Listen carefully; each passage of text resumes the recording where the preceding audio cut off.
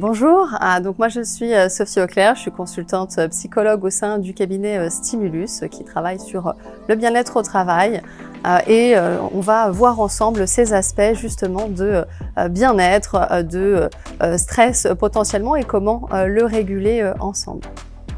Nordine Attab, 45 ans, coach sportif, préparateur physique, chroniqueur pour France Télévisions et conférencier notamment sur le bien-être au travail.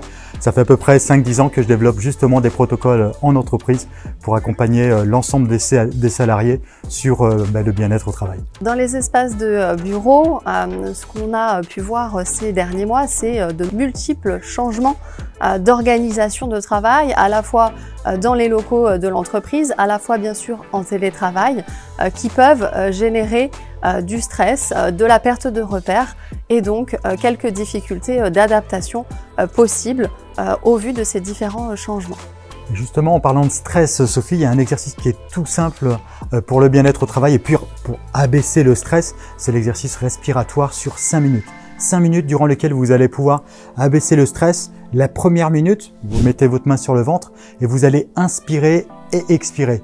Et vous allez voir, vous allez arriver par exemple à 20 ou 30 cycles respiratoires. Et puis ce que vous faites ensuite, c'est que vous essayez d'inspirer sur 2 secondes. Je retiens la respiration 2 secondes et j'expire sur 2 secondes. La 3e minute, vous faites le même exercice sur 3 secondes.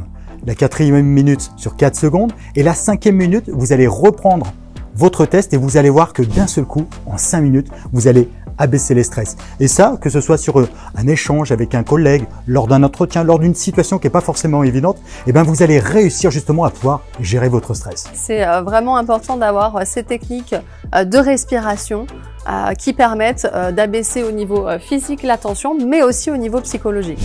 Et en parlant de psychologie, justement, là on l'a vu, comme tu l'as évoqué, dans les bureaux, tout évolue et pour le coup, même les postures. C'est vrai qu'aujourd'hui, on voit par exemple des réunions qui vont se tenir, par exemple, debout ou en marchant. Et ça va favoriser un certain bien-être et la capacité à pouvoir échanger correctement avec ses collègues.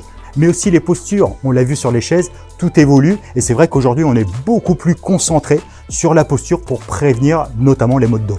Les entrepôts, enfin on pense à toutes ces personnes qui travaillent dans ces lieux. Et ça tombe bien parce que chez Manutan justement, on a mis en place certaines choses qui permettent de prévenir les maux physiques mais aussi les maux psychologiques. Face à un rythme de travail important, des périodes d'activité accrues, c'est important de pouvoir faire des pauses, de pouvoir parler avec ses collègues pour réguler cette charge mentale et puis la charge physique qui va avec.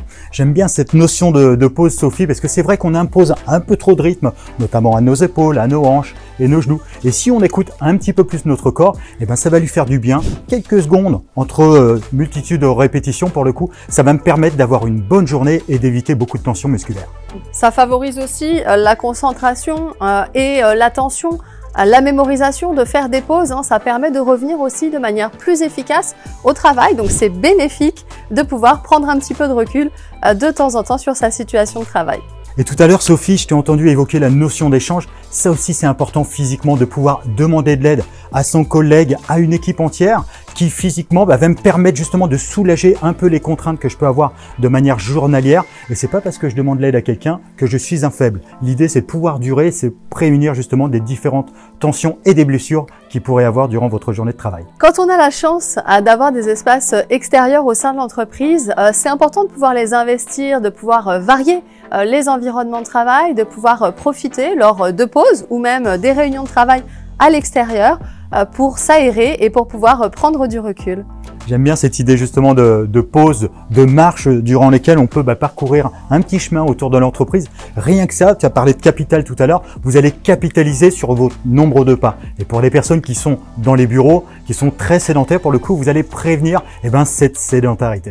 Ça va être l'occasion de pouvoir échanger avec vos collègues sur votre journée de travail, sur vos difficultés, sur vos préoccupations, mais aussi sur les points positifs et les plaisirs que l'on peut trouver dans son activité de travail. Et en parlant de plaisir, les entreprises généralement équipent très bien l'extérieur. Donc pour le coup, lorsque vous avez une petite pause, vous pouvez même avec le mobilier faire un petit peu de renforcement musculaire.